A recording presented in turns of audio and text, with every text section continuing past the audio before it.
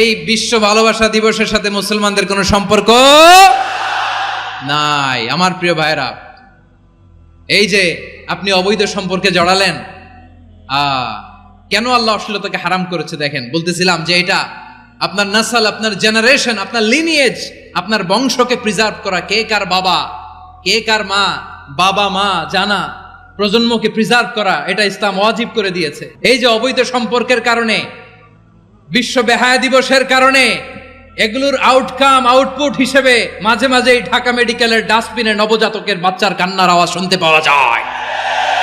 চট্টগ্রাম মেডিকেলের ডাস্টবিনে নবজাতকের কান্না শুনতে পাওয়া যায়।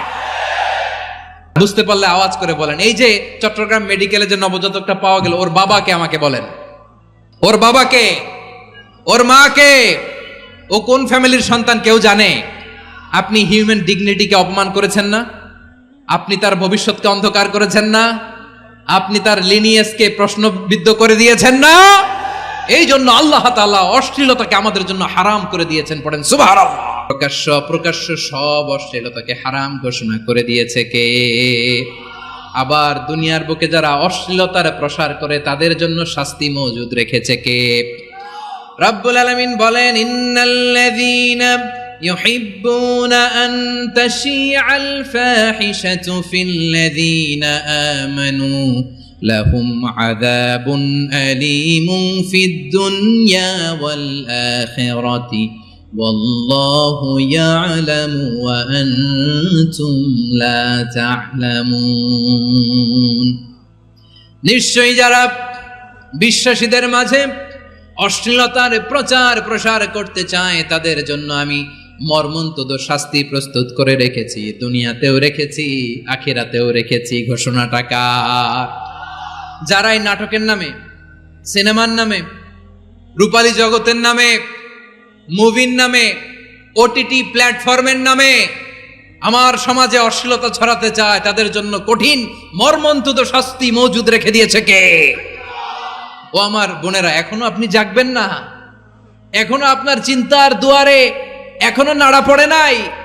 ওরা আপনাকে উলঙ্গ বানাতে চায়, ওরা আপনাকে আইটেম গার্ল বানাতে চায়।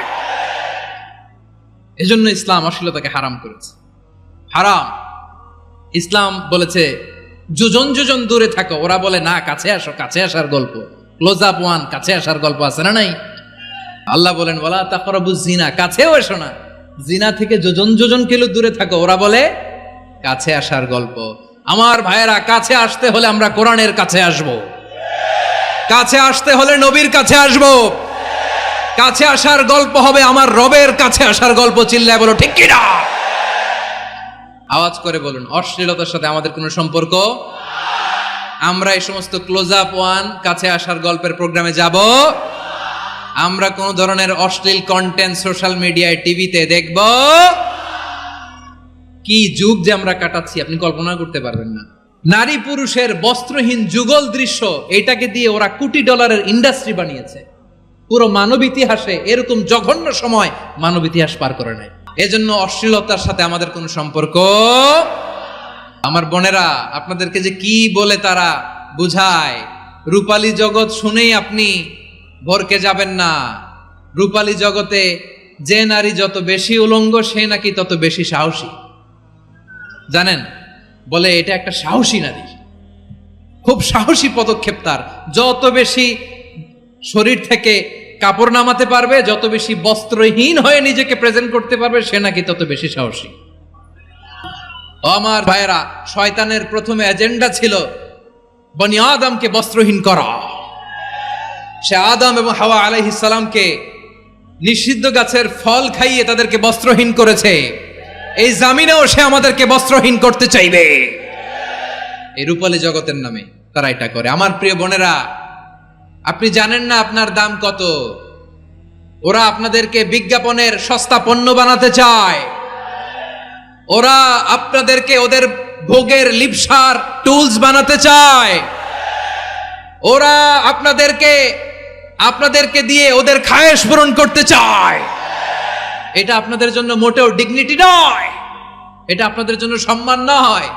আপনার সম্মান শালীনতায়, আপনার সম্মান হেজাবে, আপনার সম্মান ভদ্রতায়, আপনার সম্মান আপনার ডিসেন্ট পোশাকে।